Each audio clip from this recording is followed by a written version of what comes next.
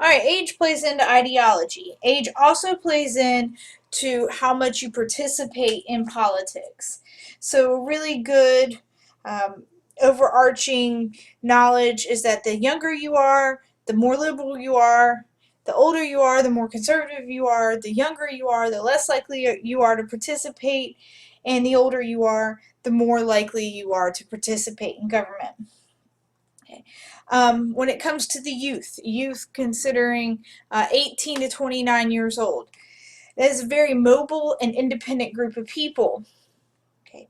Um, you're going to consider yourself more liberal than a senior citizen because you're going to benefit more from liberal policy. Okay.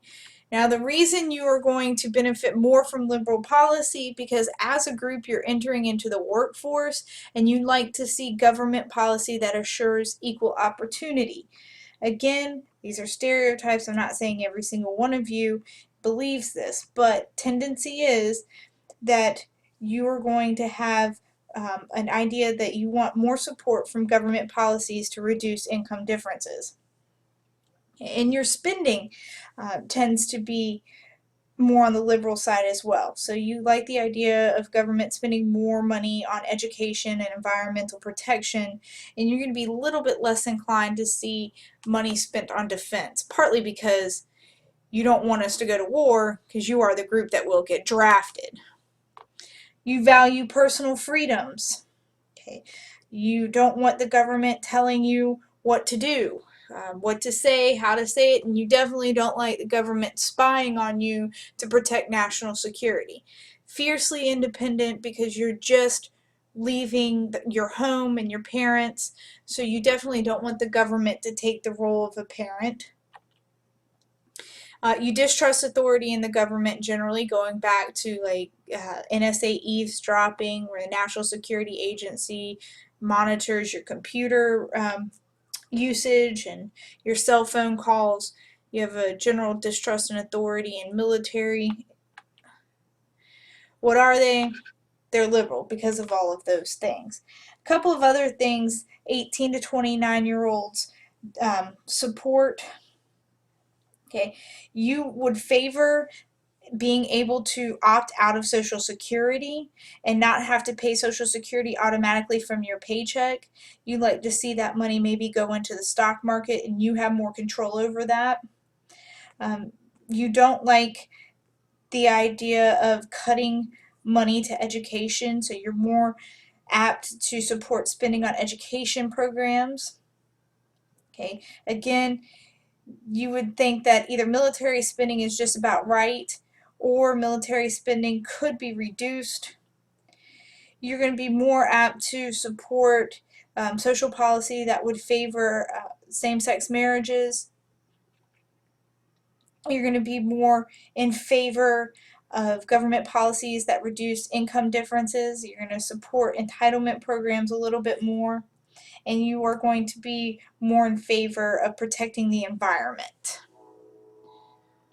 Now, my group, yay, middle-aged. We're beginning families and we're living a more traditional lifestyle.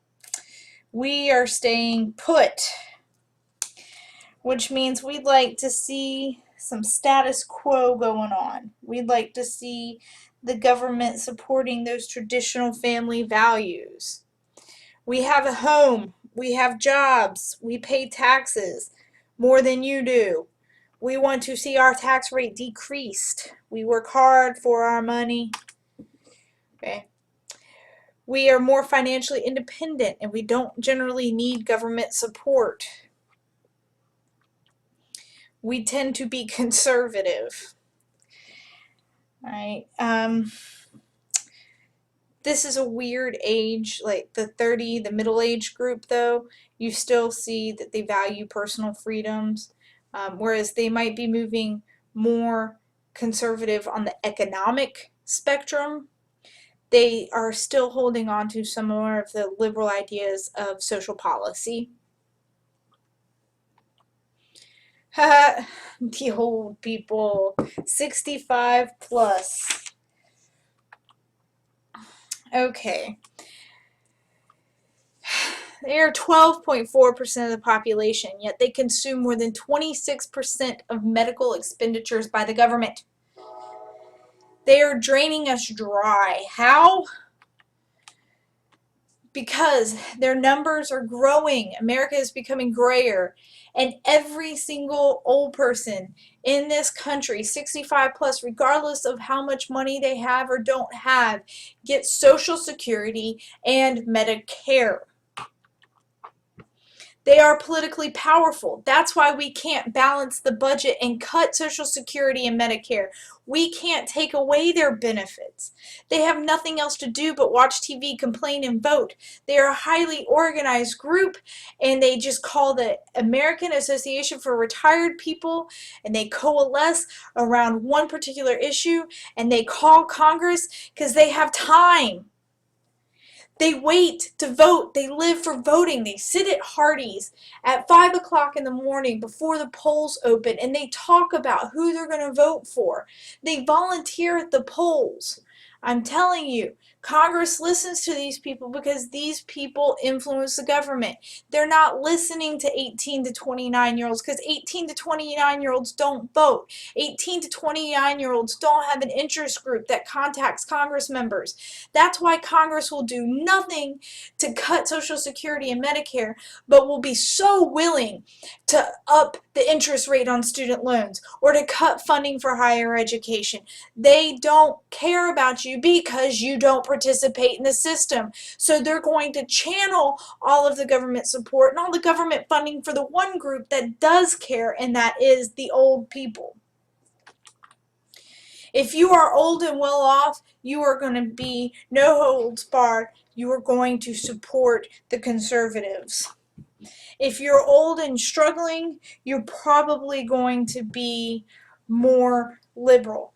But more than age, more than anything, your race is going to really determine or drive your ideology in this case. I'm trying to think if I have anything else to say about old people. No, I think I summed it up. Okay, so remember, age is important. It's not necessarily the most important because race really tends to be the most important determining factor in your ideology, but it definitely does make a difference.